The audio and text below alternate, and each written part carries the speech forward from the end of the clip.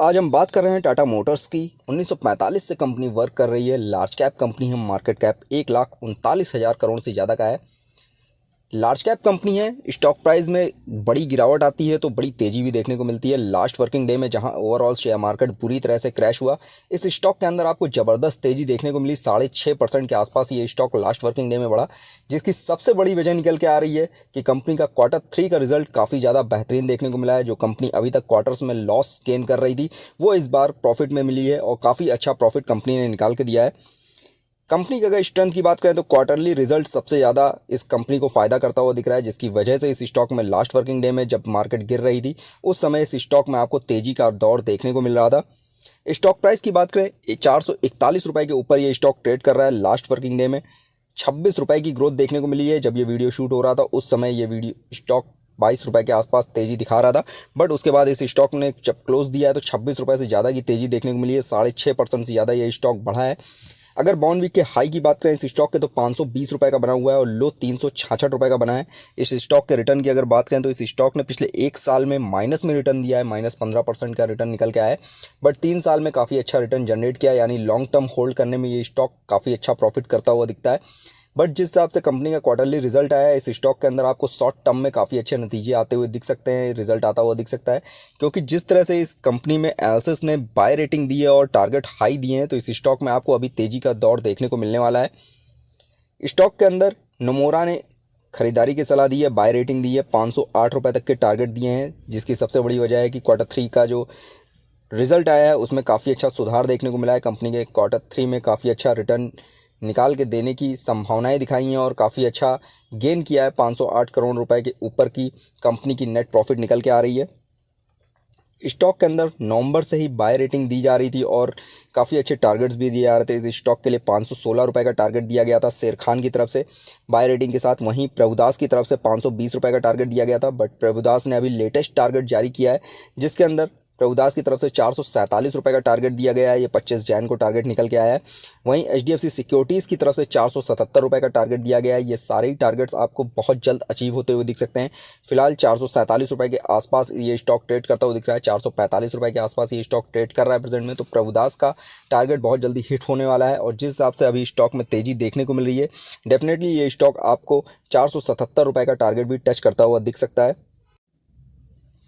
Company के अगर quarterly result की बात करें तो रेवेन्यू 15,793 करोड़ का कमाया है दिसंबर क्वार्टर में। नेट प्रॉफिट कंपनी का 506 करोड़ से ज़्यादा का निकल के आया है। अर्निंग पर शेयर ₹1.31 से ज़्यादा निकल के आई है। वहीं कैश अर्निंग पर शेयर देखेंगे तो ₹2.44 निकल के आ रही है। लास्ट के क्वार्टर से कंपेयर करेंगे तो नेट प्रॉफिट 292 करोड़ घाटा था कंपनी का, जो कंपनी लॉस बुक किया था कंपनी ने क्वार्टर के रिजल्ट में। वहीं अर्निंग पर शेयर -76 थी, जिसमें काफ़ी अच्छा सुधार देखने को मिला और कंपनी इस क्वार्टर में प्रॉफिट मेकिंग बन गई है। कंपनी के स्टार्टिंग के जो Q2 और Q1 का रिजल्ट आया था उसमें काफ़ी ज़्यादा निगेटिव देखने को मिला था, यानी कंपनी ने लॉस बुक किया था उस बार। बट इस बार कंपनी ने प्रॉफिट कमाया है, 506 करोड़ से ज़्यादा का प्रॉफिट निकल के आया है। तो संभावनाएं दिख रही हैं कि जो Q4 का रिजल्ट आएगा वो भी आपको पॉजिटिव में दिखने वाला है, और जिसकी वजह से जो कंपनी का रिजल्ट अभी तक निगेटिव में देखने को मिला था, फाइनेंशियल ईयर 21-22 का रिजल्ट आपको जो निगेटिव में देखने को मिला था, 1,390 करोड़ से ज़्यादा का लॉस था, वो इस बार प्रॉफिट में बनता हुआ दिख सकता है। और अगर ऐसा होता है तो इस स्टॉक में आपको और अच्छी तेज़ी देखने को मिल सकती है। क्वार्टरली रिजल्ट अगर आप देखेंगे तो कंपनी ने टोटल इनकम में 11% से ज़्यादा की ग्रोथ की है। नेट एक्स जो टोटल एक्सपेंसेस हैं उसमें 5% से ज़्यादा की ग्रोथ है। वहीं कंपनी का EBITDA जो है कंपनी का अर्निंग बिफोर इनकम टैक्स, उसमें काफ़ी अच्छा उछाल देखने को मिला है। 5,878 करोड़ का कंपनी का EBIT देखने को मिल रहा है, जो लास्ट क्वार्टर में कंपनी का 1,026 करोड़ के आसपास का था। यानी कंपनी का मुनाफा जो है बिफोर इनकम टैक्स काफ़ी ज़्यादा बढ़ा है, जिसकी वजह से स्टॉक प्राइस में आपको इतनी अच्छी हलचल लास्ट वर्किंग डे में देखने को मिली है। और इतनी अच्छी तेज़ी बनने की सबसे बड़ी वजह कंपनी का Q3 का रिजल्ट है, जिसमें काफ़ी अच्छा सुधार हुआ है और कंपनी प्रॉफिट मेकिंग बन गई है। अभी तक का जो फाइनेंशियल ट्रेंड कंपनी का चलता चला आ रहा है, जो कंपनी हर साल लॉस बुक कर रही थी, वो इस बार कंपनी प्रॉफिट में आने वाली है, क्योंकि जिस तरह से कंपनी ने 500 करोड़ से ज़्यादा का प्रॉफिट इस क्वार्टर में कमाया है, तो 2023 का जो रिजल्ट आपको देखने को मिलने वाला है उसमें ये कंपनी प्रॉफिट मेकिंग बनती हुई दिख सकती है। हालांकि जो अभी तक का कंपनी का परफॉर्मेंस है वो लॉस में ही देखने को मिला है। कंपनी का 2022 में 11,000 करोड़ से ज़्यादा का घाटा था, 2021 में 13,000 करोड़ से ज़्यादा का घाटा था, 2022 में 12,000 करोड़ से ज़्यादा का घाटा था। वहीं 2019 की बात करें तो 1000 करोड़ से ज़्यादा का घाटा था। कंपनी में कामकाज में सुधार होता हुआ दिख रहा है। कंपनी की नई गाड़ियां जो आ रही हैं, नए मॉडल्स आ रहे हैं, उनकी डिमांड मार्केट में काफ़ी ज़्यादा है। कंपनी जो ईवी गाड़ियां ला रही है उनकी भी डिमांड मार्केट में काफ़ी ज़्यादा बन रही है, जिसकी वजह से कंपनी का जो प्रॉफिट है वो इस बार बढ़ता हुआ दिख रहा है। और कंपनियों की मार्केट में डिमांड बनी रहने की वजह से कंपनी में काफ़ी अच्छी संभावनाएं दिख रही है। इसके स्टॉक प्राइस में भी काफ़ी ज़्यादा हाई दिखने की।